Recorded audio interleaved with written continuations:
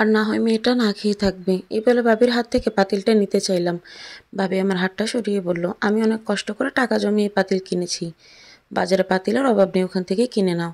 আমার পাতিল কাউকে দিব না। বাবার বাড়ি থেকে টাকা এনে পাতিল কিনেছি। খালামণি বলে উঠল, পাতিলটার কত দাম দিয়ে দাও। মেয়েটার খাবারের কষ্ট হবে না হয়। আজকের দিনটার জন্য না হয় দাও, পরে পাতিল কিনলে দিয়ে যাবে। কারণ মেয়েটাকে গিয়ে তো খাওয়াতে হবে, না হয় না খেয়ে মরে যাবে মেয়েটা।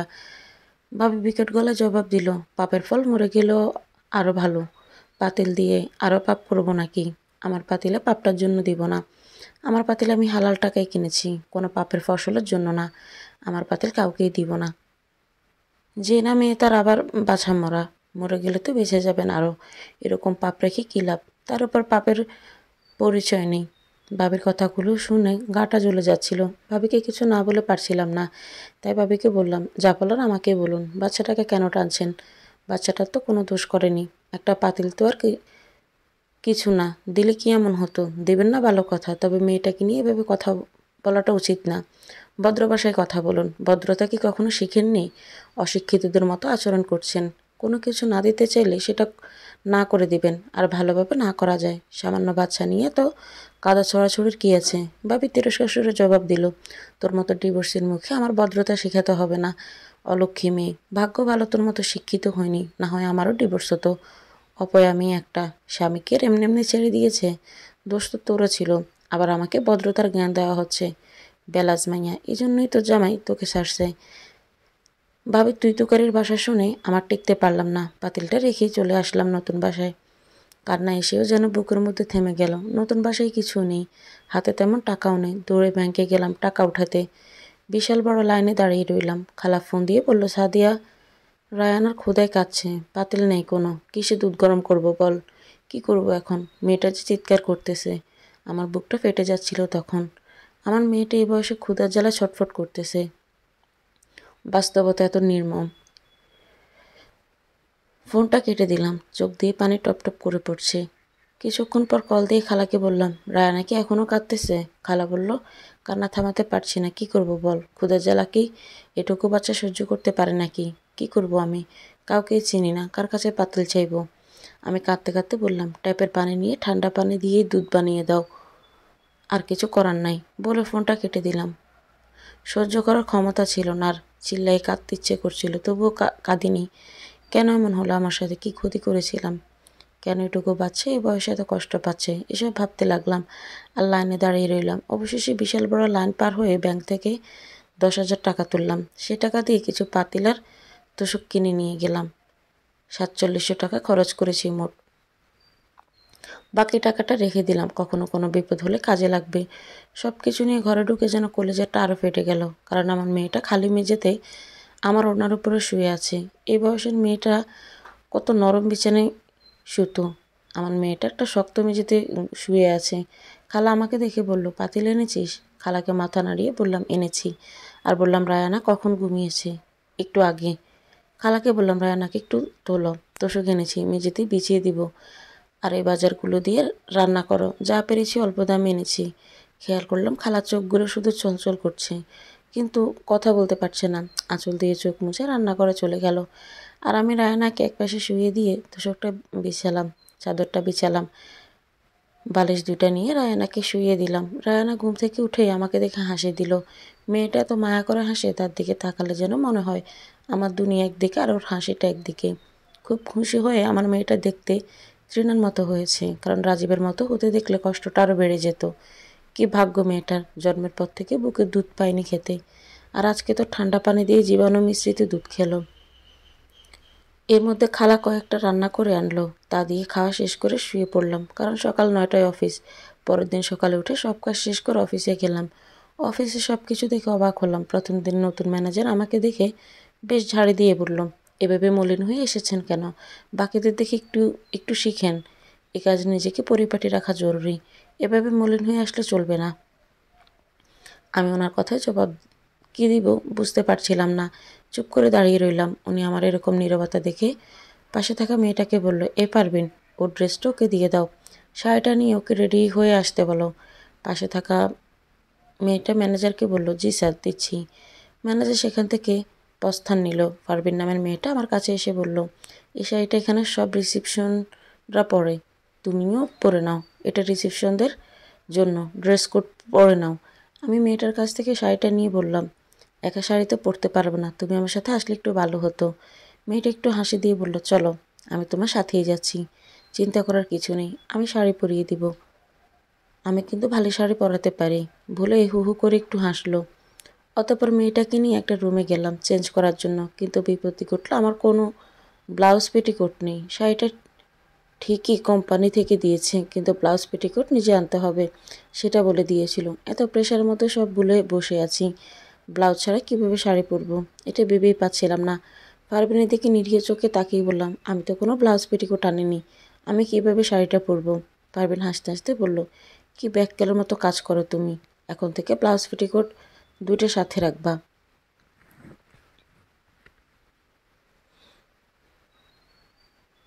দাঁড়াও, আমার একটা আছে, আমি তোমায় দিচ্ছি, কালকে না হয় ফেরত দিও। আর শোনো, আমার ব্লাউজ অনেক ঢিলা হবে, একটু পিন দিয়ে আটকে কোনো রকমে পরে নিও। এই বিপদে অপরিচিত একটা মেয়ে ঢুকে করেছে, এটাই তো অনেক, কেউ তো এভাবে এগিয়ে আসেনি কখনো। আমি হাসি মাখামাখি মেয়েটাকে বললাম, ঢিলা হলেও সমস্যা না, তুমি আমাকে দাও, আমি ঠিক করে নেব। এই বিপদে এতটুকু সাহায্য করেছে, এটাই অনেক আমার জন্য। মেয়েটা হাসতে হাসতে তার ব্যাগ থেকে ব্লাউজ আর পেটিকোট বের করে আমার হাতে দিল। ব্লাউজটা পরে দেখলাম আমার শরীরে বেশ ঢিলা হচ্ছে, হবেই বা না কেন, ঠিকমতো খাবার খাইনি, চিন্তায় শুকিয়ে অর্ধেক হয়ে গিয়েছি।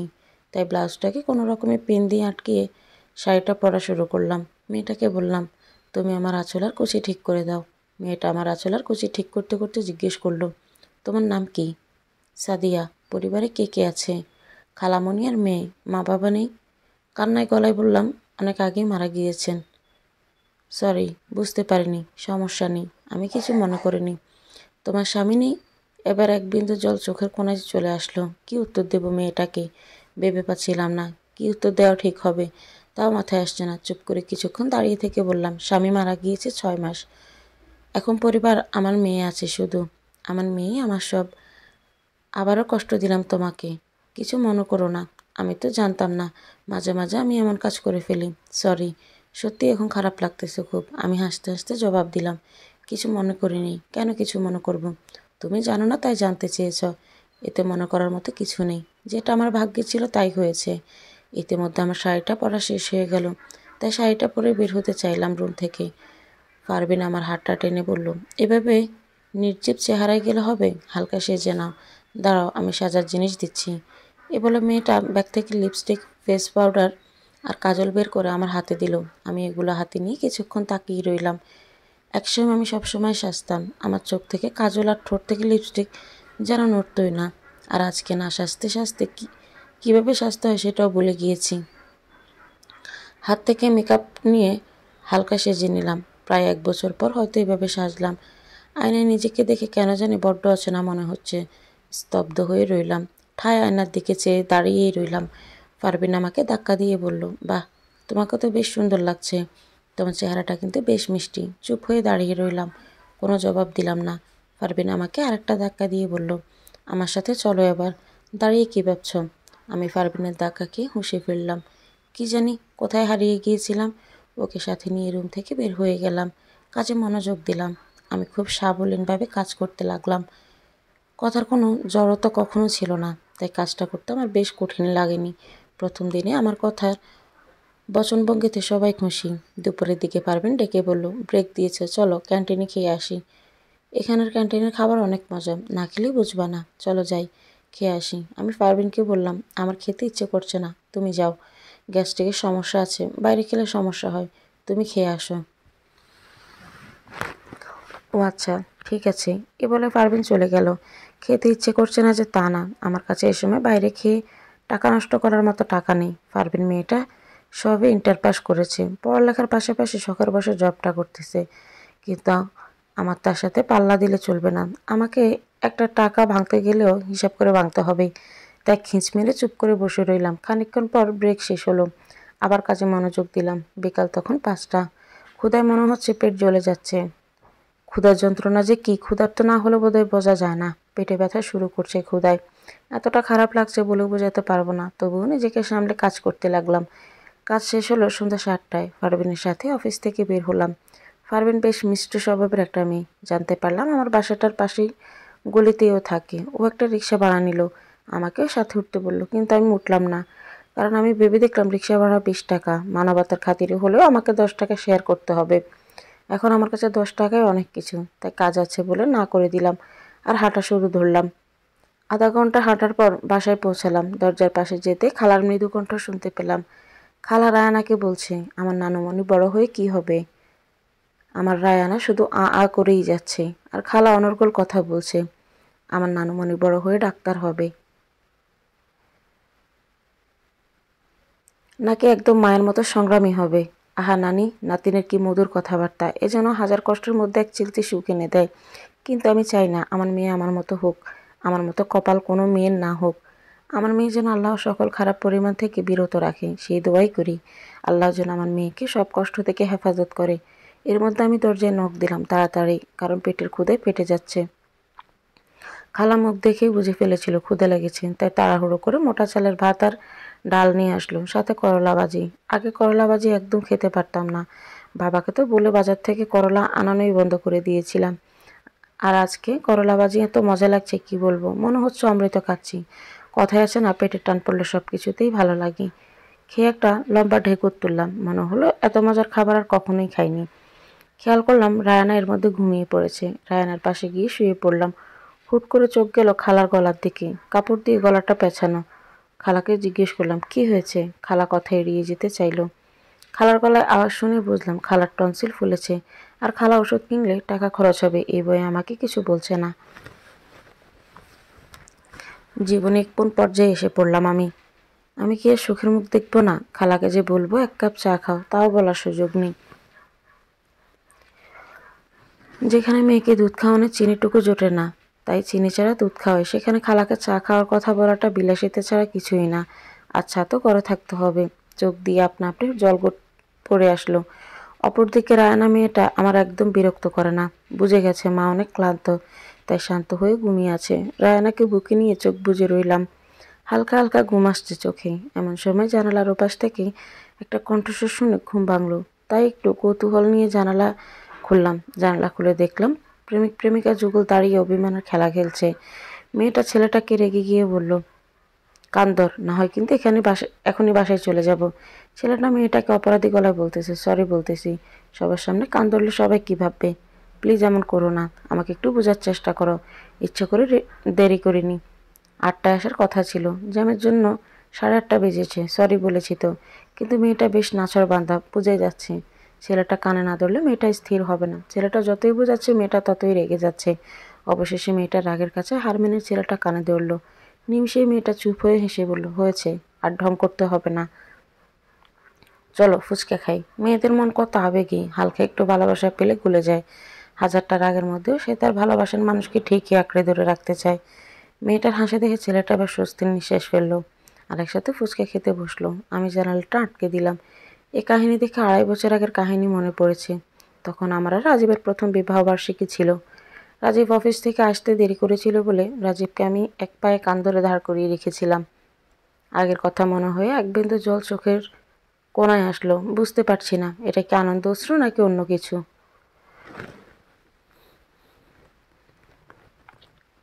হায়রে সময় কতভাবে মানুষের জীবন পাল্টে দিতে পারে, মানুষ নিজেও টের পায় না। খুব কষ্ট হচ্ছে এটা ভেবে যে রাজীব আমাকে ঠকিয়ে হয়তো বেশ সুখেই আছি, আর আমি কষ্টের অনলে পুড়ে মরছি। একটা মানুষ এত বড় ছলনা কি করে করতে পারে, এসব ভেবে হুট করে কাঁদতে লাগলাম। কান্নার হালকা আওয়াজও হলো। খালা উঠে আমার কাছে এসে বলল, কাঁদিস না, তোর কষ্টটা আমি বুঝি, তুই কাঁদলে আমার কলেজে ফেটে যায়। আল্লাহ যা করে ভালোর জন্যই করে, বিশ্বাস রাখ। একদিন আল্লাহ তোর অবস্থা পরিবর্তন করবেন, কষ্ট পাস না। খালার কথা শুনে আবেগটা আরো ঘন হলো। খালাকে জড়িয়ে ধরে বেশ কিছুক্ষণ কান্না করলাম। খালাকে বলতে লাগলাম, কি ক্ষতি করেছিলাম আমি, কেন আমার সাথে এমন হলো। বাবার মুখটাও দেখতে পেলাম না, ট্রিনাকেও বাঁচাতে পারলাম না। খালা ট্রিনার কথা বলতেই হু হু করে কেঁদে দিল। এই বয়সে নিজের মেয়ের লাশ দাফন করেছে, এটা কম কষ্টের না একটা মায়ের জন্য। আমি কিছুক্ষণ কেঁদে নিলাম, মনটা বেশ হালকা হলো। কান্না করে শুয়ে পড়লাম। হুট করে আবার প্রেমিক প্রেমিকের যুগলের আওয়াজ পেলাম। বুঝতে পারলাম আবার ঝগড়া লেগে গিয়েছে দুজনের মধ্যে। আমি তাদের কাণ্ড দেখে একটু হেসে ঘুমিয়ে গেলাম। কি নাছোড়বান্দা মেয়ে, পরের দিন সকালে অফিসে গেলাম। ম্যানেজার সাহেব অফিসে যাওয়ার সাথে সাথে তার রুমে যেতে বললেন। আমি ভয়ে ভয়ে তার রুমে গেলাম। তারপর কারণ বুঝতে পারছিলাম না কি হয়েছে। ম্যানেজারের দিকে তাকিয়ে দেখলাম বেশ গম্ভীরভাবে বসে আছেন। এতে আমার মনের ভয়টা আরও বেড়ে গেল। ম্যানেজারের কাছে গিয়ে বললাম, স্যার আমাকে ডেকেছেন? ম্যানেজার গম্ভীর গলায় বললেন, চেয়ারটায় বসুন। কথাটা শোনার পর বেশ ভয় লাগছে, কারণ আমার কেন জানি না হাত পা কাঁপছে। কেন জানি না মনে হচ্ছে চাকরিটা চলে যাবে। আর চাকরিটা চলে গেলে আমি কি খাবো, কি করব? এসব চিন্তা করতে করতে ম্যানেজারকে ঠাস করে বলে ফেললাম, আমার কাজে ভুল হলে আপনি আমাকে বলুন। আমি পরের বার সে কাজটা আর ভুল করব না, তবে আমার কাজটা কেড়ে নেবেন না। এই চাকরিটা আমার খুব দরকার। এই চাকরিটা না থাকলে আমি আর আমার মেয়েটা না খেয়েই থাকবো। দয়া করে আমার চাকরিটা নেবেন না স্যার। কোনো ভুল হলে আমাকে ক্ষমা করে দিন। ম্যানেজার আমার মুখে আমার কথা শুনে বেশ অবাকের দৃষ্টিতে তাকালো। হয়তো উনি ভাবতে পারেননি আমি এমন কথা বলবো। আমার দিকে তাকিয়ে বলল, আপনি আগে একটু বসুন, তারপর আমি কি বলে শুনুন, তারপর কথা বলুন। কথা শুনেই আপনি এত কথা বলছেন কেন? আমাকে তো কথা শেষ করতে দিবেন। আমি কাঁপা কাঁপা পা নিয়ে চেয়ারটা টেনে বসলাম। তারপর ম্যানেজার বলল, মিসেস সাদিয়া, আমি আপনার কাগজপত্রগুলো দেখলাম। আপনি তো বেশ শিক্ষিত, তাহলে এই কাজটা নিয়েছেন কেন? আপনার যোগ্যতা অনুযায়ী তো এর চেয়ে ভালো চাকরি ডিজার্ভ করেন, তাহলে এমন একটা চাকরি কেন নিলেন? আমি কাঁপা কাঁপা গলায় উত্তর দিলাম, এ সময় আমার চাকরিটা খুব দরকার ছিল। যোগ্যতা অনুযায়ী চাকরি পাচ্ছিলাম না, তাই নিয়েছি। তবে দয়া করে চাকরিটা থেকে বাদ দিবেন না।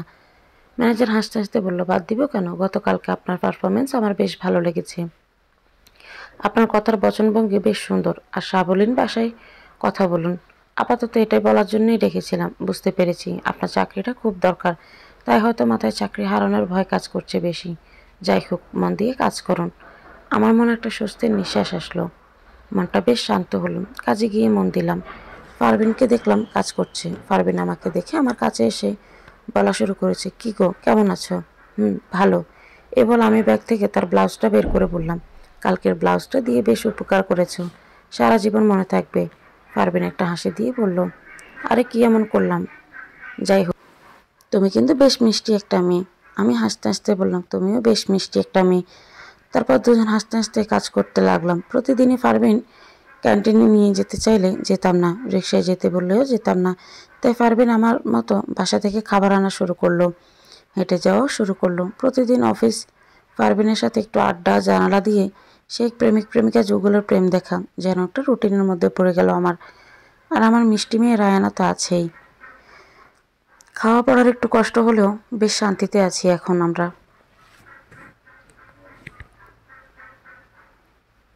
কেউ খোঁচা দিয়ে কথা বলে না, কেউ বাজে কথা বলার সাহস পায় না। এটাই তো অনেক। কেটে গেল একটা মাস। আজ আমার বেতন দেওয়ার কথা। মাস শেষে বেতনটা যেন অনেকটা হাতে চাঁদ পাওয়ার মতো। হাসি মুখে ম্যানেজারের রুমে গেলাম বেতন আনতে, কিন্তু বেতনটা খুলে বেশ অবাক হলাম, কারণ ম্যানেজার আমাকে 2000 টাকা বেশি দিয়েছেন। আমার মনে হলো হয়তো উনি ভুল করে বেশি দিয়েছেন।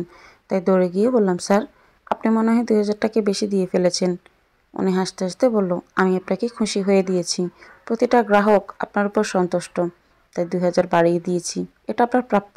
সত্যি বলতে এই অসময়ে 2000 টাকা বেশি পাওয়া অনেক বড় ব্যাপার। আমি তো খুশিতে অফিসে বসেই টাকা ভাগ করে ফেললাম। বাসা ভাড়া দিব 5000, বাজার সদাই করব 4000, রায়ানার জন্য ভাঙবো 1000, বাকি থাকবে 4000 টাকা। এর মধ্যে 1000 টুকিটাকি খরচের জন্য রেখে দেব, আর 3000 জমিয়ে রাখবো। টাকাগুলো সেভাবে ভাগ করে রাখলাম। পারভিন আমার টাকা ভাগ করা দেখে বলল, তুমি টাকাগুলো এভাবে আলাদা করে রাখছো কেন? আমি পারভিনকে বললাম, এ মাস কীভাবে কোথায় খরচ করব তা আলাদা করে রেখেছি। বাহ, তুমি তো বেশ হিসাবি। আমি মৃদু হাসি দিয়ে বললাম, হিসাব করে না চললে পরে অনেক বিপদে পড়তে হয়, আর বিপদে পড়লে মানুষ চেনা যায়, এর আগে না। তাই আগে থেকে হিসাব করে চলা ভালো। পারভিন বলল, আমি তো সব টাকা রেস্টুরেন্টে খেয়ে আর মেকআপ কিনে ভেঙে ফেলি। জবাব আমি বললাম, তুমি চাকরিটা পার্ট টাইম হিসেবে করলেও আমি চাকরিটা পরিবারকে খাওয়ানোর জন্য করি। পারভিন আবার নিশ্চুপ হয়ে বলল, তোমার সকল কষ্ট দূর করে দিক। আমি স্বস্তি নিয়ে নিঃশ্বাস ফেলে বললাম, আমিন। অফিসে এসে দুজন হাঁটা শুরু করলাম। পারভিন বলল, কালকে অফ ডে আর আমার জন্মদিন। তুমি তোমার মেয়েকে নিয়ে আমার বাসায় আসবা, কিন্তু তোমার মেয়েকে দেখার খুব শখ। আমি বললাম, পারবিন, আসতে পারবো না, বাসায় অনেক কাজ আছে, অন্য একদিন আসবো। পারবিন নাচর বান্দা, যতই না করেছিলাম ততই পাগল করে দিচ্ছিল। অবশেষে রাজি হলাম। পারবিনের বাসার গলিটা আমার বাসার গলি থেকে আগে, তাই পারবিন বাসায় চলে গেল আর আমি আমার বাসার পথে হাঁটতে লাগলাম। মুদির দোকান থেকে প্রয়োজনীয় জিনিসপত্র নিয়ে বাসায় গেলাম। বাড়িওয়ালাকে বাড়া দিলাম, রায়ানাকে কোলে নিয়ে হাসতে লাগলাম। আজকে বেশ খুশি লাগছে। খালা আমার পাশে এসে বলল, কী রে, মনটা বেশ খুশি মনে হচ্ছে? হ্যাঁ খালা, অনেক খুশি লাগছে। আল্লাহ আমার সব কষ্ট দূর করে দিবেন একদিন। খালা হাসতে হাসতে বলল, তাই যেন হয়। কিন্তু পারভিনের জন্য কালকে কি নিয়ে যাব? দামি কিছু নেওয়ার মতো সাধ্য হবে না। অনেক ভাবলাম, অবশেষে ভাবনার পরে মনে হলো পুডিং বানিয়ে নিলে মন্দ হয় না। আসার সময় দুধ কিনে নিয়ে এসেছিলাম, তাই হাফ কেজি দুধের মধ্যে মাত্র একটা ডিম দিয়ে পুডিং বানানোর জন্য প্রস্তুত করলাম।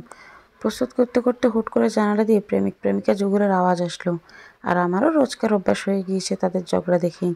তাই দেরি না করে জানালাটা খুললাম। খুলে দেখতে লাগলাম প্রতিদিনের মতোই মেয়েটা রাগ করে বসে আছে আর ছেলেটা রাগ ভাঙাচ্ছে। তাদের এই ঝগড়াটা আমার বেশ মিষ্টি লাগে। প্রতিদিনে কোনো না কোনো বিষয় নিয়ে ঝগড়া করবে, আবার থেমে যাবে হুট করে, যেন মেঘ আর হুট করেই যেন বৃষ্টি। মাঝে মাঝে ছেলেটার অবস্থা দেখে বেশ হাসি পায় আর মনে মনে বলি, কি যে এক পাগলের পাল্লায় পড়লো। কিন্তু তাদের মধ্যে যে ভালোবাসাটা প্রখর, তা দেখেই বোঝা যাচ্ছিল। মানুষের মধ্যে যখন ভালোবাসার পরিমাণ বেড়ে যায় তখন অভিমানের পরিমাণটাও বেড়ে যায়। তাদের অবস্থাটাও ঠিক এমন। তাদের রাগ অভিমানের পালা দেখে মুচকি হেসে জানালাটা লাগিয়ে দিলাম। আবার আমি পুডিং বানাতে শুরু করলাম। অনেক দিন পর পুডিং বানাচ্ছি, বেশ ভয়ে ভয়ে বানাচ্ছি, যদি নষ্ট হয়ে যায় এ ভেবে। অবশেষে আমার পুডিং নষ্ট না হয়ে সুন্দরভাবে হয়েছে। বাহ, মনটা বেশ প্রশান্ত লাগছে। পুডিং বানানো শেষ করে আবার একটু জানালাটা খুলে খেয়াল করলাম প্রেমিক প্রেমিকা যুগল একটা রিক্সা ভাড়া নিল। রিক্সায় উঠে একজন আরেকজনের কাঁধে মাথা রেখে যাচ্ছে। কি অপূর্ব এক দৃশ্য, দেখলেই মন জড়িয়ে যায়। জানালাটা লাগিয়ে রায়ানাকে বুকে জড়িয়ে ঘুমিয়ে গেলাম। সকালে ফজরের আজানের ধ্বনিতেও ঘুম ভাঙল। আমার রব আমাকে তার দিকে ডাকছেন। আমি তাড়াতাড়ি উঠে পড়লাম। উঠে উজু করে নামাজ দাঁড়িয়ে গেলাম। সেজদায় লুটিয়ে পড়লাম। আমার চোখ দিয়ে তখন অজরে জল পড়ছে। তবে আজকের জলটা ছিল আনন্দের আর শুক্রিয়ার। নামাজ শেষে একটা আয়াত মনে হলো। আয়াত মনে হয়ে মনটা বেশ শান্ত হলো। আয়াতটা হলো, তোমরা শুকরিয়া আদায় করো, আমি তোমাদের নেয়ামত বাড়িয়ে দেব। সত্যিই আল্লাহ তা করেন। মন থেকে একটা শুকরিয়ার নিঃশ্বাস ফেললাম। তার মধ্যে খেয়াল করলাম রায়ানা উঠে আ করছে। রায়ানাকে কোলে নিয়ে কথা বলতে লাগলাম। পৃথিবীর সবচেয়ে ভিত্তিহীন গল্পগুলো আমরা বাচ্চাদের সাথে করে থাকি। যেমন রায়ানাকে নিয়ে চাঁদের দেশে ঘুরতে যাব, চাঁদের আলোয় মুড়িয়ে দেব, চাঁদ মামাকে ধরে এনে রায়ানার কপালে চুমু এঁকে দিব, আরও কত কী। সত্যি বলতে বাচ্চাদের সাথে আমরা যখন কথা বলি তখন আমাদের মনটা বাচ্চা সুলভ হয়ে যায়। আর বাচ্চা সুলভ মানেই ভিত্তিহীন কথার স্থান পায়। রায়ানা করতে করতেই ঘুমিয়ে গেল। রায়ানাকে শুয়ে আমি ঘরের বাকি কাজ শেষ করলাম। পারবেন বারবার বলে দিয়েছে 12টার মধ্যে ওর বাসায় থাকতে, তাই রায়ানাকে গোসল করিয়ে নিজে গোসল করে নিলাম। তার উপর আজকে অফ ডে, বেশ কিছু কাজ হাতে রেখে দিয়েছিলাম। খালা আমার তাড়াহুড়া দেখে বলল, সাদিয়া, বাকি কাজ আমি সামনে নিব, তুই আর রায়ানা রেডি হয়ে চলে যা। আমি একটা স্বস্তির নিঃশ্বাস ফেলে খালাকে জড়িয়ে ধরে বললাম, তুমি আছে বলেই যুদ্ধটা আরও সহজ হয়েছে খালা। দুপুরে কিছু রান্না করে খেয়ে নিও, আবার না খেয়ে থেকো না। আমি কিন্তু এসে দেখব খেয়েছো কিনা। খালা হাসতে হাসতে বলল, আর শাসন করতে হবে না, আমি খেয়ে নিব, তুই সাবধানে যা, রায়ানা খেয়াল রাখবি। আমি হাসতে হাসতে রায়ানাকে রেডি করাতে নিলাম। খেয়াল করলাম আমার মেয়েটার তেমন ভালো জামা নেই, তবুও কোনো রকম একটা জামা পরিয়ে রেডি করিয়ে নিলাম। কিন্তু রায়ানাকে বাড়তি খরচ হবে, তাই ডায়পার পরাইনি কখনো।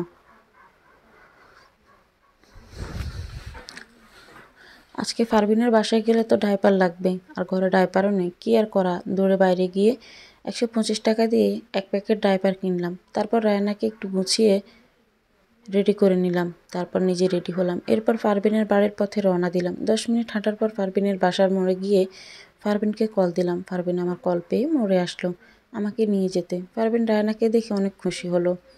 রায়নাকে দেখে কোলে নিয়ে নিল। আর আমার মেয়েটাও সবার কোলে যায়, খুব মিশুক হবে আমার মেয়েটা, এখনই বোঝা যাচ্ছে। রায়না ফারবিনের কোলে গিয়ে একদম বুকের সাথে মিশে গেল। ফারবিন আমাকে হাসতে হাসতে বলল, তোমার মেয়ে তো বেশ মায়া লাগাতে পারে, দেখো একদম বুকের সাথে মিশে গেছে। আমি হাসতে হাসতে বললাম, তোমার মতো খালামণি পেলে যে কেউ বুকের সাথে মিশে যাবে। তারপর আমি আর পারভিন ওর বাসার সামনে গেলাম। পারভিন বাসার কলিং বেল চাপলো। টুংটাং আওয়াজ হচ্ছে কলিং বেলের। খানিকক্ষণ পর একজন দরজা খুললো। বাসায় ঢুকে চমকে গেলাম, কারণ একটা পাগলি পারভিনের কোল থেকে রায়নাকে নিয়ে দৌড়ে অন্য রুমে চলে গেল। আমি তো ভয়ে কাঁপতেছিলাম, পাগলিটা যদি রায়নাকে কিছু করে বসে এ ভেবে। আমি কাঁপা কাঁপা গলায় বললাম, পারভিন, রায়ানাকে নিয়ে কোথায় গেল উনি? ওনাকে দেখে তো স্বাভাবিক মনে হচ্ছে না। যদি কিছু করে বসে?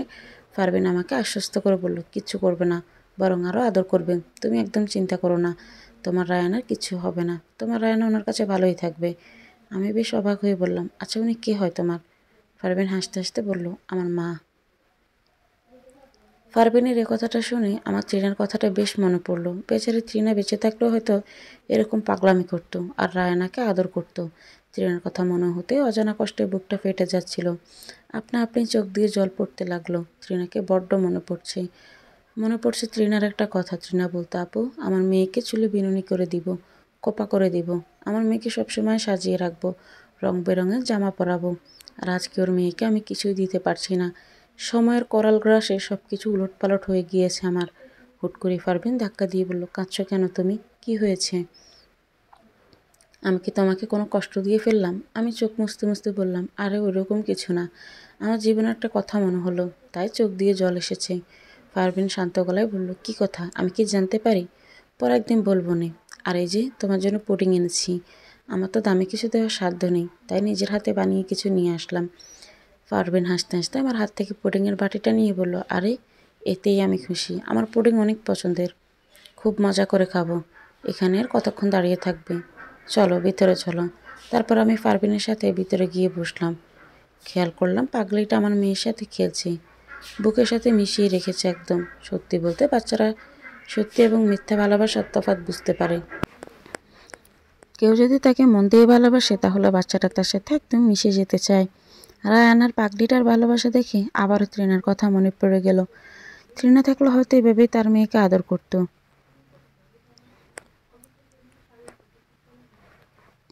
এসব ভাবতে ভাবতে পারভিনের গলার আওয়াজ শুনে ভাবনার জগৎ থেকে বের হলাম। পারভিন কাকে যেন বলতে লাগলো, মা, সাদি এসেছে, কিছু নাস্তা দাও আগে। ওপাশ থেকে একজন মহিলা বলতে লাগলো, তুই এখানে বসতে বল, আমি নাস্তা নিয়ে আসছি। ফ্রিজ থেকে ঠান্ডা পানি বের করে দে, আমি শরবতটা বানিয়ে নিয়ে আসতেছি। আমি বুঝলাম না, পাগলিটা যদি পারভিনের মা হয়, তাহলে ওই মহিলাকে মা ডাকছে কেন? হয়তো চাচি হয়, আর চাচিকে মা ডাকছে। আমি পারভিনকে বললাম, কাকে মা ডাকছো? তারপর পারভিন আমাকে যা বলল তা শুনে আমি অবাক না হয়ে পারলাম না, কারণ পারভিন বলল উনি আমার মা। আমি একটু অবাক হয়ে জিজ্ঞেস করলাম, তাহলে ওই পাগলিটাকে? পারভিন হাসি গলায় বলল, উনিও আমার মা। পারভিনকে আমি বিস্ময়ের স্বরে প্রশ্ন করলাম, আমি ঠিক বুঝতে পারিনি, দুজন তোমার মা হয় কি করে? আমাকে একটু বুঝিয়ে বলো পারভিন। পারভিন মুচকি হেসে বলল, এই যে পাগলিটা দেখছ, রায়ানাকে নিয়ে খেলছে, উনি আমার জন্মদাত্রী মা। আমার জন্মের 1 বছর পরে পাগল হয়ে গিয়েছি। এরপর থেকে বাবা বেশ দুশ্চিন্তায় পড়ে গেল আমাকে নিয়ে। আমাকে দেখাশোনা করার মতো কেউ ছিল না। তখন বাবার এক বন্ধু দ্বিতীয় বিয়ের কথা বলল। দাদির মুখে শুনেছি বাবা তখন রাজি হয়নি দ্বিতীয় বিয়ে করতে, তবে দাদির জোরাজুরিতে দ্বিতীয় বিয়ে করে। আর ওই যে রান্নাঘরে এতক্ষণ যাকে মা ডেকেছিলাম, উনি আমার ছোট মা। আমি পারভিনের কথা শুনে অনেক বিস্মিত হলাম, কারণ দ্বিতীয় বিয়ের পরও একটা সংসার এত ভালোভাবে ঠিকই রয়েছে, সেটা যেন আমার বিশ্বাসের বাইরে। তার উপর দুজন মহিলাই সুখী আছে, তাদের দেখেই বোঝা যাচ্ছে। আমার বিস্ময়ের পরিমাণটা বেড়ে গেল। পারভিনকে জিজ্ঞেস করলাম, তোমার ছোট মাকে নিয়ে তোমার বাবার মার মতো কখনো ঝগড়া হয়নি? পারভিন মৃদু গলায় জবাব দিল, একেবারে ছোটবেলার কথা বলতে পারছি না, তবে বুঝ হওয়ার পর থেকে এসব নিয়ে কখনো ঝগড়া হতে দেখিনি। বাবা দুজনকে সমানভাবে রেখেছেন, বাজার থেকে যা এনেছেন দুজনকে সমান করে দিয়েছেন, কখনো এসব নিয়ে কেউ অভিযোগ করতে পারেনি। বাবা আমার মায়ের কাছে থাকতো 15 দিন, আর ছোট মায়ের কাছে থাকতো 15 দিন। কোনো কিছু হলে আমার মা পাগল হলেও দুজনকে বসিয়ে পরামর্শ নিয়ে করত। সত্যি বলতে বাবা যা করেছে সমানভাবেই করেছে। আমার মা তো পাগল, কখনো কিছু নিয়ে অভিযোগ করার সময়ই পায়নি। আর ছোট মাও বাবাকে অভিযোগ করতে পারেনি, কারণ বাবা দুজনের দায়িত্ব সমানভাবে পালন করেছেন। পারভিন কথাগুলো বলে আমাকে পুনরায় বলল, চলো আমার সাথে, দুজনের ঘর দেখলেই বুঝবা। এ বলে আমাকে পাশাপাশি 2টা রুমের কাছে নিয়ে গেল। আমি 2টা রুমের ভিতর দেখে আমার বিস্ময়ের পাল্লাটা যেন আরও বেড়ে গেল। কারণ দুইটা রুমই একই রকম আসবাবপত্র, একটা সুতো মনে হয় পার্থক্য নেই, দুই রুমের সবই এক। বিস্ময় নিয়ে জিজ্ঞেস করলাম, দুইটা রুমে একই রকম আসবাবপত্র কেন? কারণ দুইটা রুমই দুই মায়ের। বাবা সবসময় সমঝোতা বজায় রেখেছেন। কাপড় আনার সময় বাবা দুজনের জন্য একই রকম আনে, তাই এইসব দ্বিতীয় বিয়ে নিয়ে কখনো ঝামেলা হয়নি। আচ্ছা, তোমার ছোটো মা তোমাকে আদর করে কেমন? আর তার কি কোনো বাচ্চা হয়নি? আমার ছোটো মা নিজের মায়ের থেকেও বেশি আদর করে। আর আমার একটা ছোট বোন হয়েছে, ও মাদ্রাসায় পড়ে, ও ওখানেই থাকে। পারভিনের কথাগুলো শুনে আমার মনে একটাই কথা বাজতে লাগলো, সত্যি কি আমার সংসারটা দ্বিতীয় বিয়ের জন্য ভেঙেছিল, নাকি অন্য কিছু? না, আমার সংসারটাও দ্বিতীয় বিয়ের পরেও সুন্দর থাকতো, কিন্তু বিয়েটাকে বিকৃত করেছে রাজীব। আমার মানুষ নির্বাচনে ভুল ছিল। রাজীব আমার সাথে অন্যায় করেছে, সম্পদের লোভে আমাকে ঠকিয়েছে। একটা সংসার যে সামান্য দুইটা বিয়ের জন্য ভাঙে না। পারভিনের পরিবার তার জলজান্ত প্রমাণ। রাজীব মানুষটাই খারাপ ছিল। সে তো ইচ্ছে করেই আমার মাতৃত্ব নষ্ট করেছে, ইচ্ছে করেই আমার সাথে এমন করেছে। রাজীব চাইলেই পারত আমার আর তৃণার জীবনটা সুন্দর করতে। দ্বিতীয় বিয়ে সংসার নষ্ট করে না, সংসার নষ্ট হয় একটা সঠিক মানুষের অভাবে। আগের কথা মনে হয় বুক ফেটে কান্না আসছে। পারভিন আমার দিকে তাকিয়ে বলল, আচ্ছা সাদিয়া, আমাকে কি বলবে, তুমি হুটহাট কেন কেঁদে বসো? তোমার মনে কি এমন কষ্ট, আমাকে একটু বলো না। আমি চোখ মুছতে মুছতে বললাম, এক জায়গায় বসে চলো, তারপর সবটা বলি। এর মধ্যে খেয়াল করলাম পারভিনের ছোট মা এসেছে। এসে আমাকে বলল, তুমি মনে হয় সাদিয়া। পারভিনের মুখে তোমার কথা অনেক শুনেছি, বেশ মিষ্টি একটা মেয়ে। আর আমার মেয়েটার তো কোনো আক্কেলে নেই, ওকে একটু গুছিয়ে চলতে বলো তো। কত করে বলি কয়েকদিন পর বিয়ে দিব, ছেলে মানুষের ছাড়, তার তো আমার কথার হুঁশই আসে না। ফারাবিন আন্টিকে থামিয়ে বলতে লাগলো, এই তো শুরু হয়ে গেল তোমার বিচার দেওয়া, যাকে পাও তার কাছেই বিচার দাও। সাদিয়াকেও রক্ষা দিলে না। তুমি পারো মা। আন্টি পারভিনকে ঝাড়ি দিয়ে বলল, তুই চুপ কর, আমাকে বলতে দে। এ বলে আন্টি পারভিনের নামে নালিশ করতে লাগলো। আন্টি যেভাবে নালিশ করতে লাগলো, মনে হচ্ছে না পারভিন আন্টি সৎ মেয়ে। কারণ ভার্সিটি পড়ার সময় আমি কোনো বান্ধবীর বাসায় গেলেও আমার বান্ধবীর মায়েরা এভাবে নালিশ করতো তাদের নামে। আন্টির কথা শুনে আমি হাসতে হাসতে বললাম, সব ঠিক হয়ে যাবে আন্টি, চিন্তা করবেন না। আন্টি মৃদু হাসি দিয়ে বলল, এবার নাস্তা খেয়ে নাও, আর আমি রেহানাকে নাস্তা দিয়ে রায়ানাকে নিয়ে আসি। না হয় রায়ানাকে নিয়েই খেলতে থাকবে। মনে হচ্ছে না পাগলিটা আন্টির সতীন। কী চিন্তা নিজের সতীনের নাস্তা নিয়ে। সত্যি রাজীব চাইলেও আমার সংসারটা এমন হতো, কিন্তু মানুষটা ছিল ভুল। আমি নাস্তা খেতে লাগলাম। পারভিনের ছোট মা রায়ানাকে নিয়ে এসে বলল, সাদিয়া, মেয়ের ক্ষুধা পেয়েছে, ওকে একটু বুকের দুধ দাও। আমি আন্টির কথা শুনে রায়ানাকে কোলে নিয়ে ফিডার বের করে খাওয়াতে লাগলাম। আন্টি অবাক হয়ে আমাকে জিজ্ঞেস করলো, রায়ানার কয় মাস চলে? আমি হাসতে হাসতে বললাম, 4 মাস। আন্টি একটু রাগী গলায় বলল, এই বয়সে বাইরের দুধ খাওয়াচ্ছ কেন? মেয়ের তো মাথায় বুদ্ধি হবে না, ফিটার রাখো তো, বুকুর দুধ দেবো কি? আমি কী বলবো আন্টিকে বুঝতে পারছিলাম না। সব মিলিয়ে আমার বেশ কান্না পাচ্ছিল। আমি আবেগ সামলাতে না পেরে ধুম করে কেঁদে দিলাম। আমার কান্না দেখে সবাই হতবাক হয়ে জিজ্ঞেস করতে লাগলো, কী হয়েছে? আমি কাঁদতে কাঁদতে আন্টিকে, পারভিনকে আমার জীবনের সবটা ঘটনা খুলে বললাম। জীবনের পার করে আসা কালো অধ্যায়টা বললাম। আন্টি আমাকে জড়িয়ে ধরে বলল, এ বয়সে অনেক কষ্ট সহ্য করেছো। পারভিনের বাবা কখনো আমাকে বিয়ের পর রেহানাকে ফেলে দেয়নি। আমি আর রেহানা সবসময় একই আদর পেয়েছি। ওই ছেলে তো তোমাকে প্রথম থেকেই ভালোবাসেনি, একটা নাটক করেছে। শোনো মা, বিয়ে হালাল বন্ধন, দুইটা বিয়ের পরও অনেক পরিবার সুখে আছে, আবার এক বিয়েতে অনেকে সুখী নেই। তোমার মানুষটা সঠিক হলে সবভাবেই তুমি সুখী হতে। কষ্ট দিয়ে ফেললাম সব কিছু মনে করিয়ে দিয়ে।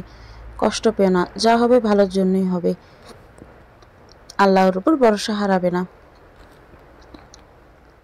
পারভিন আমাকে জড়িয়ে ধরে বলল, হাসি মুখের আড়ালে যে এত কষ্ট ছিল, একবার তুই বলতে পারতে, হয়তো হালকা লাগতো।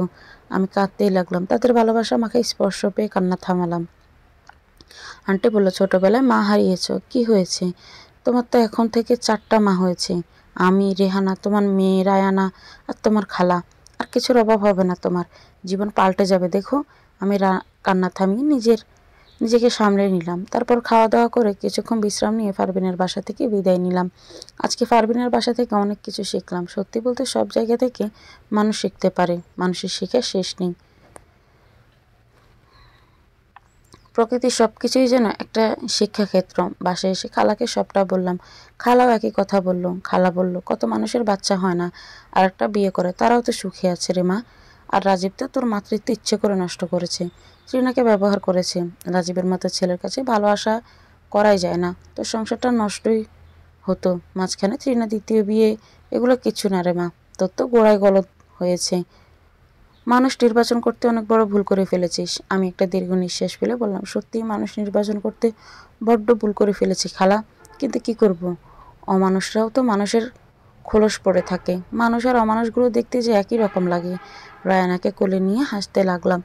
রায়ানাকে দেখলে নিমিষে আমি অতীত ভুলে যাই। রাতে আবার সেই প্রেমিক প্রেমিকা যুগলের কণ্ঠ ভেসে আসলো। তাদের ভালোবাসা মায়া জড়ানো কথাগুলো শোনার জন্য আবার জানালা খুলে দেখতে লাগলাম। আজকে মেয়েটা মাথায় হিজাব পরে এসেছে। মেয়েটাকে ছেলেটা এই নিয়ে বেশ প্রশংসা করছে, আর মেয়েটা লজ্জায় লাল হয়ে যাচ্ছে। সত্যি মেয়েরা খুব প্রশংসা প্রিয় মানুষ। মেয়েদের পটানোর একটা বড় অস্ত্র হচ্ছে প্রশংসা। মেয়েদের প্রশংসা দিয়ে সবকিছু ভুলিয়ে দেওয়া সম্ভব, তবে মাত্রা অতিরিক্ত প্রশংসায় মেয়েদের বদহজম হয়। তাই প্রশংসার মাত্রাটা সবসময় ঠিক রাখা জরুরি। বোঝা যাচ্ছিল ছেলেটা মেয়েটার মাত্রার মধ্যেই প্রশংসা করেছে। তাদের এই ভালোবাসার সম্পর্কটা আমার কাছে বেশ ভালো লাগে। একটা মাসের যত সমস্যাই হোক না কেন, তাদের এই জায়গায় আসতে মিস হয়নি। কীভাবে যে চলে আসে এক কপতে কুপতে জানি। হালকা হেসে জানালা লাগিয়ে দিলাম। সুখ দুঃখ মিলিয়ে কেটে গেল আরও 3টা মাস। রায়ানা এখন একটু একটু করে ডাকতে শিখেছে। আম্মা আম্মা করে ডাকে আমাকে। আমার মেয়ে প্রথম আমাকেই ডেকেছে। সন্তানের মুখে যে মা ডাক শোনা কত মধুর, তা মা ডাক না শুনলে বোঝা সম্ভব না। অপরদিকে অফিসের কাজেও বেশ মন দিতে লাগলাম। একদিন পারভিন এসে আমাকে বলল, ম্যানেজার স্যার তোমাকে ডাকছে, হয়তো কোনো ঝামেলা হয়েছে। কি করে কে জানি, তুমি তাড়াতাড়ি যাও। আমার ভেতরটা চাকরি হারানোর ভয়ে আটকে উঠল। মনে হলো বেশি সুখ তো আমার কপালে সয় না। আমার কপালে কি সুখটাও থাকবে না, ভেবে ভেবে অস্থির হয়ে যাচ্ছিলাম। আমি দৌড়ে ম্যানেজারের রুমে গেলাম। রুমে গিয়ে খেয়াল করলাম ম্যানেজার বেশ রাগী মুখে বসে আছে। ম্যানেজারের এরকম মুখ দেখে আমি ভয় পেয়ে গেলাম। মনে হচ্ছে হয়তো আমি বড় কোনো ভুল করেছি। আমার কপালে এত সুখ সয় না, এই সুখটাও হয়তো সইবে না। চাকরিটা আর আমার থাকবে না, এরকমই মনে হতে লাগলো বরাবর। ভয়ে ভয়ে ম্যানেজারের কাছে গিয়ে বললাম, স্যার আপনি কি আমাকে ডেকেছেন? ম্যানেজার রাগী গলায় বলল, দেখুন মিসেস সাদিয়া, আমার মনে হয় না আপনি যে চাকরিটা করছেন এটার জন্য আপনি পারফেক্ট। তাই আমি সিদ্ধান্ত নিয়েছি যে আপনাকে আর এই চাকরিতে রাখতে পারবো না। এই জন্য আমরা দুঃখিত। ম্যানেজারের কথা শুনে বুঝতে পারলাম আমি যে ভয়টা পেয়েছি সেটাই হচ্ছে। বুকের ভেতরটা মোচড় দিয়ে উঠল। আমি কি বলবো বুঝতে পারছিলাম না। ম্যানেজারের কথা আটকিয়ে দিয়ে বললাম, স্যার চাকরিটা যে আমার কি দরকার বলে বোঝাতে পারতাম না। এই চাকরির উপর আমার সংসার চলছে, এভাবে হুট করে আমাকে চাকরি থেকে বাদ দিলে আমি যে পথে বসবো। আমার ভুলটা আপনি একটু বলুন, আমি শুধরে নেব, তবুও এরকম করবেন না দয়া করে। বাসায় আমার একটা ছোট্ট মেয়ে আছে, ওকে দুধ খাওয়ানোর টাকাও হবে না যদি চাকরিটা চলে যায়। আমাকে দয়া করুন। ম্যানেজার স্তম্ভিত বলল, দেখুন আপনি এই পদের জন্য যোগ্য থাকলে আপনাকে রাখতে তো আমাদের অসুবিধা হওয়ার কথা না। আমাদের সবার মনে হলো আপনি এই পদের জন্য যোগ্য না, এই জন্য দুঃখিত। আমি ম্যানেজারকে কাকুতি মিনতি করে বললাম, আমার ভুলটা কোথায়, আমাকে একটু বলুন। আমার নামে তো কেউ অভিযোগ করেনি, তাহলে আমার চাকরিটা কেন নিয়ে যাচ্ছেন? দয়া করে আর একটা সুযোগ দিন। ম্যানেজার শান্ত হয়ে বলল, এই পদের জন্য আপনাকে আর সুযোগ দেওয়া যাবে না, এই জন্য দুঃখিত। তবে আমি ম্যানেজারের কথা মুখ থেকে কেড়ে নিয়ে বললাম, তবে কি বলুন? ম্যানেজার হাসতে হাসতে বলল, তবে আমাদের মনে হলো আপনি এর চেয়ে বড় পদে চাকরি পাওয়ার যোগ্য। আমাদের একজন বড় পদ থেকে চাকরিচ্যুত হয়েছেন, তাই নতুন করে নিয়োগ নিয়ে ঝামেলা করিনি, কারণ আমাদের অফিসে একজন এই পদে চাকরি করার যোগ্যতাই রয়েছে। তাই আমি ম্যানেজারের কথায় মানেটা ঠিক বুঝতে পারছিলাম না। কাঁপা কাঁপা গলায় বললাম, আপনি কি বলতে চাচ্ছেন? আমি বুঝতেছি না।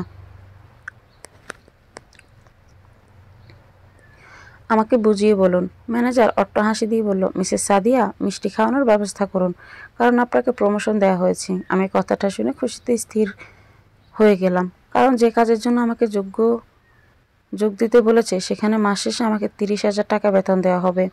আমার হাত পা যেন অবশ হয়ে যাচ্ছিল, নড়তে চড়তে পারছিলাম না, কি করব বুঝতে পারছিলাম না। চোখের কোণে এক ফোঁটা জল চিকচিক করতে লাগলো। নিমিষে একটা শীতলতার বাতাস যেন আমাকে দমিয়ে দিল। আমি নিজেকে সামলে ম্যানেজারকে বললাম, স্যার ধন্যবাদ। আমি এখনো বিশ্বাস করতে পারছি না, আমি বলার ভাষা হারিয়ে ফেলেছি। ম্যানেজার হাসতে হাসতে বলল, কখনো মনোবল হারাবেন না। আর এই যে এটা আপনার জন্য কিছু অ্যাডভান্স, সবার জন্য এই টাকা দিয়ে মিষ্টি কিনে নিয়ে যান। আমি টাকা কয়টা হাতে নিয়ে ছুটে পারভিনের কাছে গেলাম। পারভিনকে জড়িয়ে ধরে রাখলাম। ফারবিন আমাকে হাসতে হাসতে বলল, যে যতটুকু প্রাপ্য সে ততটুকু পাবেই। সাবধানে বাসায় যাও এবার। কালকে থেকে আমার ম্যাডাম তুমি। ভুল হলে মাফ করে দিও, হ্যাঁ? দূর, কি যে বলো না। আচ্ছা আমি বাসায় যাই, কারণ খালাকে খুশির খবরটা দিতে হবে।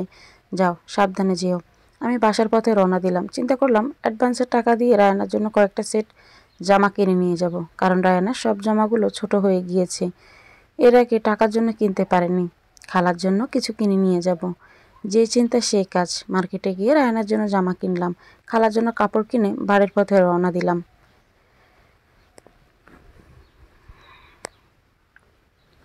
বাসার সামনে গিয়ে দরজায় নক দিলাম। খালা দরজা খোলার সাথে সাথে খালাকে জড়িয়ে ধরলাম। খালাকে জড়িয়ে ধরে বললাম, খালা, আজকে আমার অনেক খুশি লাগছে।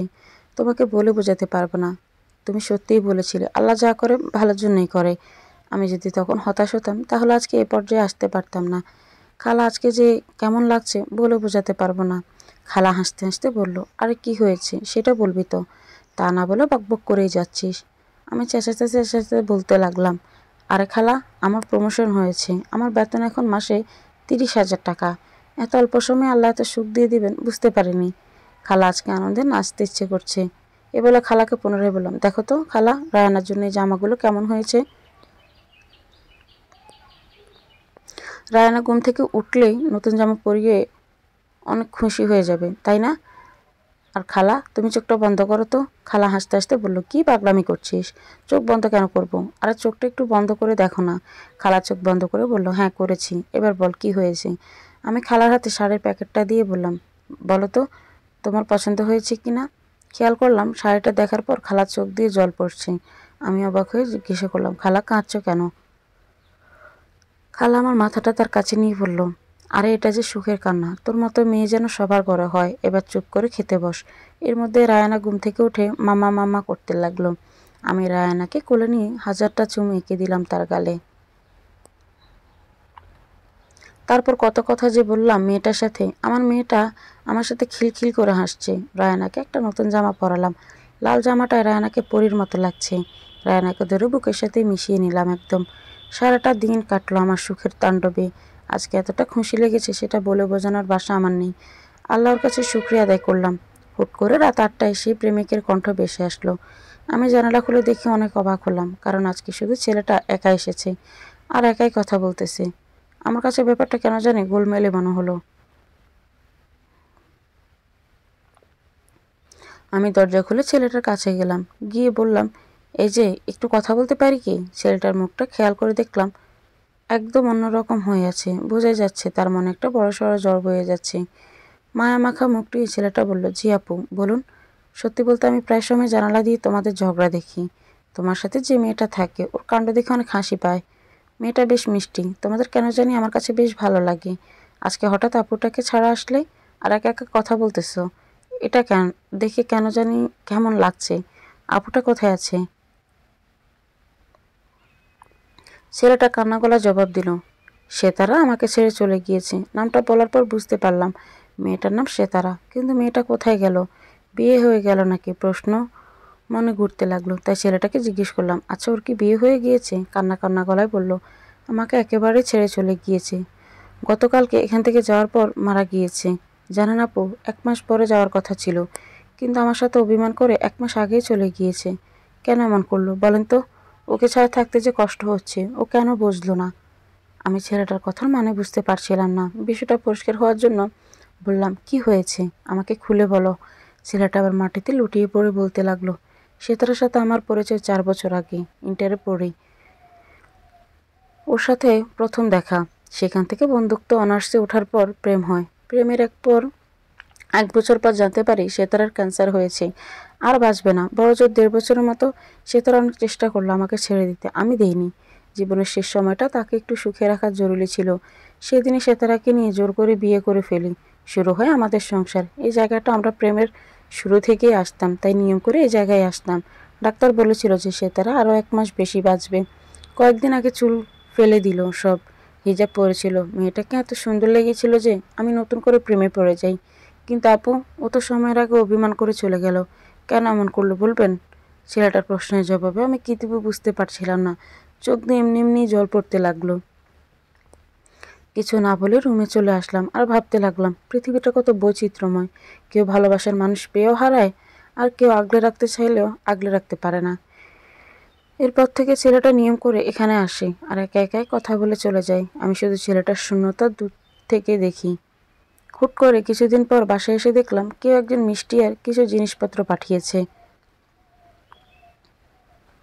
আমি অবাক হলাম এটা ভেবে, কারণ কে পাঠাবে এই জিনিসগুলো? এখানে তো আমাদের এত পরিচিত কেউ নেই। আমি অবাক হয়ে খালাকে জিজ্ঞেস করলাম, খালা এগুলো কে পাঠিয়েছে? খালা ভয়ে ভয়ে বলল, তোর অফিসের ম্যানেজার পাঠিয়েছে। আমি বেশ অবাক হলাম এটা ভেবে যে উনি আমার বাসায় এসব কেন পাঠালো। আমি খালাকে আবারও জিজ্ঞেস করলাম, ম্যানেজার এগুলো কেন পাঠিয়েছে খালা? খালা আস্তে আস্তে বলল, বিয়ের প্রস্তাব পাঠিয়েছে, তোকে বিয়ে করতে চায়। আমি বলি কি, মা লোকটা তো ভালোই, কথা বলে আমার বেশ ভালো লেগেছে। রায়নারও তো বাবার পরিচয় দরকার, তুই বিয়েতে রাজি হয়ে যা। আমি খালার কথাটা আটকে দিয়ে বললাম, খালা তুমি কি আমার অতীত ভুলে গিয়েছ? এরপরও তুমি কাউকে বিশ্বাস করতে বলছো?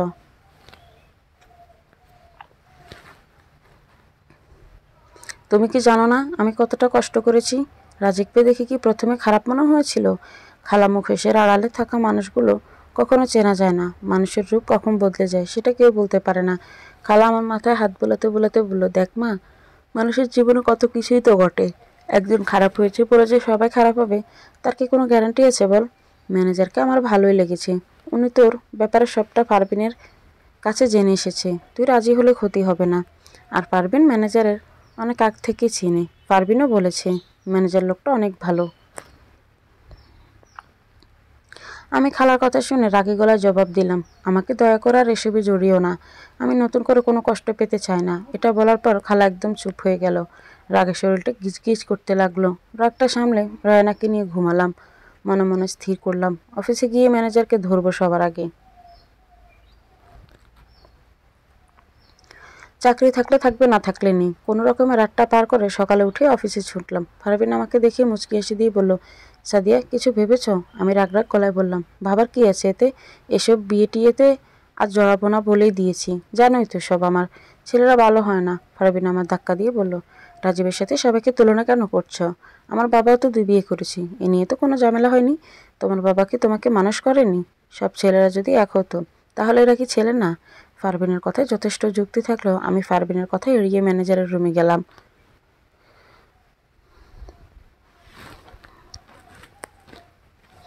ম্যানেজার আমাকে দেখে একদম চুপ হয়ে বসে রইল। আমি সরাসরি গিয়ে বললাম, আপনি আমার বাসায় গিয়েছিলেন? ম্যানেজার শান্ত গলায় জবাব দিল, হ্যাঁ গিয়েছিলাম।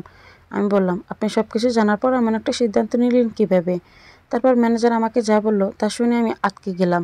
ম্যানেজার আমাকে বলল, আমার সংসার ছিল, স্ত্রী ছিল। আমার স্ত্রী 2 বছর আগে 1 বছরের একটা বাচ্চা রেখে মারা যায়। এখন আমার ছেলের বয়স 3। ছেলেকে মায়ের আদর দিতে পারিনি। কিন্তু এদিকে আমার স্ত্রীর শোক কাটিয়ে উঠতেও বেশ সময় লাগছে, যার কারণে বিয়ে করে উঠতে পারিনি। ছেলেটাকে মানুষ করার জন্য একটা যোগ্য মা দরকার, কিন্তু এরকম যোগ্য মা খুঁজে পাচ্ছিলাম না। ফারবিনকে পাত্রী দেখার কথা বলি। ফারবিন আপনার কথা বলে, আপনার সব ঘটনা খুলে বলে। আমার কাছে মনে হলো আপনি যেহেতু ব্যথাটা পেয়ে এসেছেন, একমাত্র আপনিই আমার ছেলের মায়ের আদরের ব্যথাটা বুঝবেন।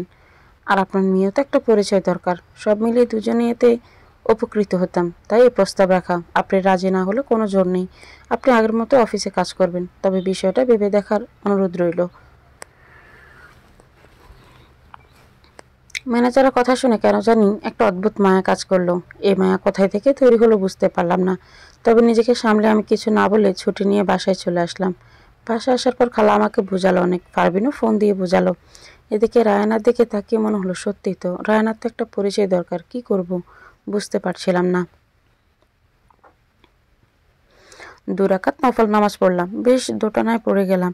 আমাকে দ্বিতীয় বিয়ে করা উচিত হবে? বিয়ে করলে যদি আবার ঠকি তখন কি সে ধাক্কাটা মেনে নিতে পারবো? কিন্তু বড় হলে রায়ানা বাবার পরিচয় কি দিব? আমি তো রাজীবের পরিচয়ে রায়ানাকে বড় করব না। অনেক ভাবনার পর একটা সিদ্ধান্তে আসলাম। সন্ধ্যায় ম্যানেজারকে কল দিলাম আর বললাম, আমি আপনার প্রস্তাবে রাজি। ম্যানেজার আমার কথা শুনে শুধু একটা কথাই বলল, আপনাকে আমি কখনো কষ্ট পেতে দিব না। এরপর ম্যানেজার খালাকে ফোন দিয়ে বিয়ের দিন ধার্য করলো। 15 দিন পরে আমাদের বিয়ে। আমি বেশ চিন্তায় ছিলাম আমার নতুন জীবন নিয়ে। আমার নতুন জীবন কেমন হবে বেশ ভাবনায় পড়ে গেলাম। ম্যানেজারের ছেলের নাম রাফসান। তাকে মেনে নিতে পারবো তো? এসব চিন্তা শুধু মাথায় ঘুরপাক খেতে লাগলো। আরেকবার ঠকলে কি করব? কি করে তখন নিজেকে সামলাবো? এসব হাবিজাবি ভাবনার মনে আসতে লাগলো। 15 দিনটা খুব ছটফটানিতেই কাটলো। অবশেষে আমার 3য় বিবাহ সম্পন্ন হলো। বেশ ভয়ে ভয়ে ছিলাম, কারণ অতীতে অনেক কিছুই ঘটে গিয়েছে। কিন্তু ভয়গুলো অরণ্য জয় করে নিয়েছি। বাসর রাতে সব মেয়েরা একা থাকলেও বাসর রাতে আমার কোলে ছিল রায়ানা আর রাফসান। আমি রায়ানা রাফসানকে কোলে নিয়ে বসে রইলাম। রায়ানার বয়স এখন 8 মাস আর রাফসানের 3 বছর। ছেলেটাকে প্রথম দেখে মায়ে পড়ে যায়। একদম আমার কোলে এসে বসেছে, আর উঠছে না। রায়ানার সাথে মাঝে মাঝে খেলাও করছে। কি অপরূপ দৃশ্য! আমি শুধু বাসর ঘরে বসে ভাবতে লাগলাম, অরণ্য কি আমার মতো করে আমার মেয়েকে মানতে পারবে? এসব ভাবতে ভাবতে খেয়াল করলাম অরণ্য এসেছে। অরণ্য আসার পর আমি উঠতে নিলে সে বলল, আরে বাচ্চা নিয়ে উঠতে হবে না, 2 বাচ্চার জননী, বাচ্চাদের নিয়ে ব্যস্ত না থেকে স্বামীকে একটু সময় দিয়েন। আপনি তো আমার পরিবারের বস, ভুল হলে ক্ষমা করে দিয়েন। আমি হাসি মাখা মুখে বললাম, স্যার কি যে বলেন না। অরণ্য আমার মুখটা চেপে নিয়ে বলল, সুন্দর একটা নাম আছে আমার, ওই নামেই ডাকো। আমি বেশ লজ্জা পেলাম। সেদিনের পর থেকে আর কোনো কষ্ট পাইনি। সত্যি অরণ্য তার কথা রেখেছিল, আমাকে কখনো কষ্ট দেয়নি। রায়ানাকে নিজের মেয়ের মতো করে আদর করেছে। কেউ বলতে পারবে না যে রায়ানা অরণ্যর সন্তান না। যে জায়গায় ভয় গুটিয়ে গিয়েছি সে জায়গায় অরণ্য আমাকে সাহস জোগাতো। রায়ানা রাফসানকে নিয়ে আমাদের সুখের একটা সংসার হলো। অফিসের কাজটা ছেড়ে দিয়ে আবার গৃহিণী পেশায় নিয়োজিত হলাম। ছেলে মেয়েগুলো বড় হতে লাগলো, সাথে আমার স্বামী, ভালোবাসা। সব মিলিয়ে বেশ অনেকটা বছর কেটে গেল। অনেকটা বছর বলতে 25টা বছর কেটে গেল। আমি আর অরণ্য অনেকটা পথ পাড়ি দিয়ে আজ শেষ বয়সে পদার্পণ করেছি। তবে আমাদের ভালোবাসাটা একদমই কমেনি। বয়স বাড়লেও মনের বয়সটা সেই যৌবনের ভালোবাসায় আটকে রয়েছে। এর মধ্যে রাফসান ডাক্তার হয়ে বের হলো, আর রায়ানও অ্যাডভোকেট হয়ে বের হলো। রাফসানের বিয়ের কথা ভাবছিলাম, কিন্তু রাফসানের জন্য বিয়ের পাত্রে দেখার কোনো ঝামেলা হলো না। ছেলেটা লাজুক হলেও তার জীবনসঙ্গী পছন্দ করে রেখেছিল। মেয়েটার নাম আনিয়া। আনিয়াকে দেখে আমাদেরও বেশ পছন্দ হয়। মেয়েটা বেশ মিষ্টি স্বভাবের। আনিয়ার বাড়ি গিয়ে রাফসানের বিয়ে ঠিক করে আসি। আনিয়ার পরিবার দ্বিমত করেনি। 1 মাস পরে বিয়ের দিন ধার্য করা হলো। সেদিন আমি আর অরণ্য আনিয়ার রাফসানকে আর রায়ানাকে নিয়ে বিয়ে শপিং করতে গেলাম। বরাবর মতো আমার একটা অভ্যাস হলো, গাড়ি থেকে নেমে আশেপাশে অসহায় মানুষগুলোকে একটু সাহায্য করি। একটা সময় নিজে সাহায্য পাইনি, তাই এই অসহায় মানুষের আর্তনাদ বুঝি। তাই সবসময় এর মতো আমি গাড়ি থেকে নেমে তাদের কাছে গিয়ে সামান্য অর্থ দিতে লাগলাম। হুট করে চোখ আটকে গেল একটা চেনা মুখে। বেশ চেনা চেনা লাগছে লোকটাকে। ভালো করে খেয়াল করলাম, লোকটার পা নাই, আর ভিক্ষা করছে। লোকটাকে আরেকটু ভালো করে দেখার পর চিনতে পারলাম, এ আর কেউ না, এ রাজীব। রাজীবের এই দশা দেখে অনেক বিস্মিত হলাম। রাজীবের কাছে গেলাম। রাজীব আমাকে দেখে চিনে ফেলেছে। যদিও বয়স হয়েছে, চামড়া কুঁচকে গিয়েছে, তবুও দুজন দুজনকে চিনতে ভুল করিনি।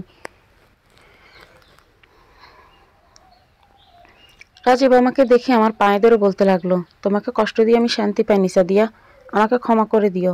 লীরাকে বিয়ের পর সমস্ত সম্পত্তি লীরাকে লিখে দিয়েছিলাম।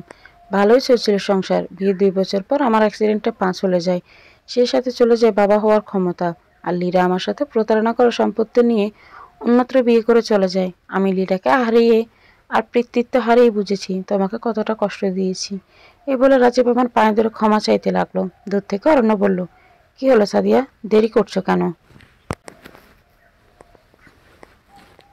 আমি একটা মুচকি হেসে বললাম, লোকটা অনেক অসহায়, তাই পায়ে ধরে ভিক্ষা চাচ্ছে। তুমি রায়ানাকে দিয়ে 500 টাকা পাঠাও তো। অরণ্য আমার কথা মতো রায়ানাকে 500 টাকা পাঠালো। আমি রায়ানাকে বললাম, রায়ানা, আঙ্কেলটাকে 500 টাকা দিয়ে দোয়া চাও।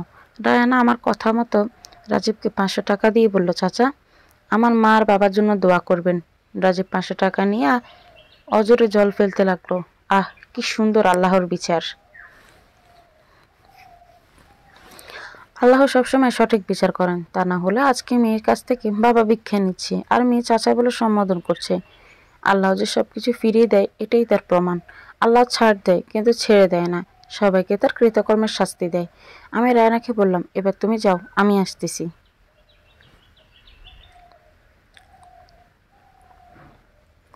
রায়না বলল, মা তাড়াতাড়ি আসো, বাবা কিন্তু অপেক্ষা করছে। এই বলে রায়না চলে গেল। আমি রাজীবের দিকে তাকিয়ে বললাম, যে মেয়েকে অস্বীকার করে বের করে দিয়েছিলে, সে মেয়ের হাতে ভিক্ষা নিতে কেমন লেগেছে রাজীব? রাজীব অবাক হয়ে জিজ্ঞেস করলো, মানে? জবাব আমি বললাম, তৃণার বাচ্চা রায়ানা। আর ওই যে লোকটাকে দেখছো, সে আমার দ্বিতীয় স্বামী। আমি দ্বিতীয় বিবাহ করেছি, তবে আমি সুখে আছি। কিন্তু তুমি তো ঠকিয়ে দ্বিতীয় বিয়ে করেছিলে, তাই তোমার জীবনে এ হাল।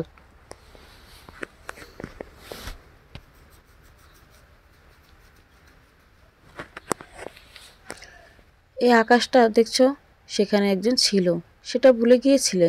তখন আজকে আকাশের দিকে তাকাও, আর পারলে ওনার কাছে ক্ষমা চেয়ে নিও।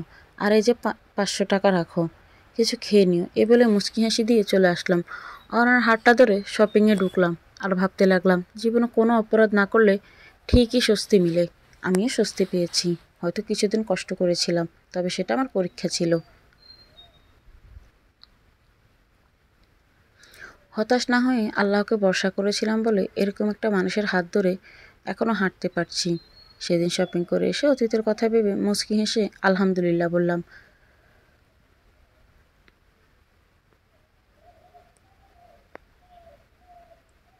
আর বললাম, যা হয় ভালোর জন্যই হয়, এটা প্রমাণিত। এর মধ্যে রাফসানার বিয়ে সম্পন্ন হলো। দেখতে দেখতে আরও একটা বছর কেটে গেল। রায়নার জন্য পাত্র দেখা হলো, রায়নার বিয়েও ঠিক হলো। রায়না বিয়ের আগে বায়না করে বসলো বৃদ্ধাশ্রমে খাওয়াবে। আমিও অমত করলাম না। দিনক্ষণ ঠিক করে চলে গেলাম বৃদ্ধাশ্রমে। সেখানেও প্রথমে চোখ গেল আমার একটা মহিলার উপর। চিন্তার বাকি রইল না, এই মহিলা কি? এই মহিলাটাই লীরা, যার জন্য রাজীব এত কিছুর আয়োজন করেছিল।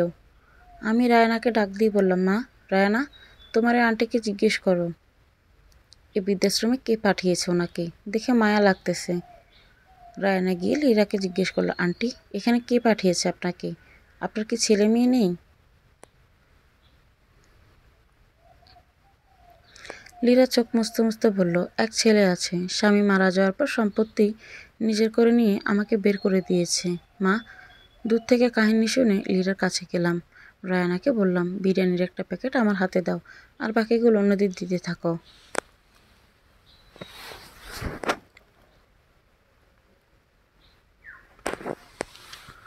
রায়না তাই করলো। আমি বিরিয়ানির প্যাকেটটা লীরাকে দিয়ে বললাম, বউয়ের জিনিস কখনো কপালে সয় না, আল্লাহ সব কেড়ে নেয়। কথাটা শুনে লীরা চমকে গিয়ে আমার দিকে তাকালো। হয়তো লীরা আমাকে চিনেছে, হয়তো চেনেনি। আমি মুচকি হাসি দিয়ে চলে আসলাম। সেদিন বাসায় এসে এটাই ভাবতে লাগলাম, আমি তো সুখ পেয়ে ওদের শাস্তি দেওয়ার কথা ভুলে গেলেও আমার আল্লাহ ভুলেনি। আমার আল্লাহ ঠিকই তাদের সঠিক শাস্তি দিয়েছেন। কথায় আছে, আল্লাহ যা করে ভালোর জন্য করে। আবারও মুচকি হেসে আকাশের দিকে তাকালাম। আমার স্বামী আমার পাশে এসে বলল, কি গো গিন্নি, এত খুশি যে? আমি অরণ্যের বুকে মাথা রেখে বললাম, সত্যি বলতে জীবনে কিছু না হারিয়ে ভালো কিছু পাওয়া যায় না।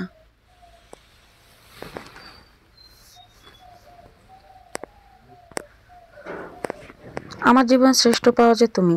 অরণ্য আমাকে জড়িয়ে ধরে বলল, আমার জীবনের শেষ ভালোবাসাও তুমি। তোমাকে পেয়েও আমি ধন্য। মৃত্যুর পরও তোমাকে নিয়ে থাকতে চাই। মনে মনে ভাবলাম, এক দ্বিতীয় বিবাহ আমার জীবনটাকে নষ্ট করেছে, আর আরেক দ্বিতীয় বিবাহ আমার জীবনটাকে গড়ে দিয়েছে। একটা সুন্দর সম্পর্কে আবদ্ধ করেছে, আর যারা ঠকিয়েছে তারা শাস্তি পেয়েছে।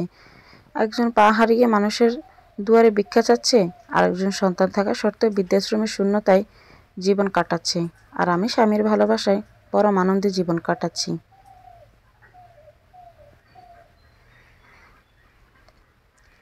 আর ওই যে সেতারার প্রেমিক ছিল, সে সেতারার শোকে পাগল হয়ে পাগলা গারদে আছে। আমি আর অরণ্য এখনো মাঝে মাঝে তাকে দেখতে যাই। সত্যি, সব ছেলেরা এক হয় না।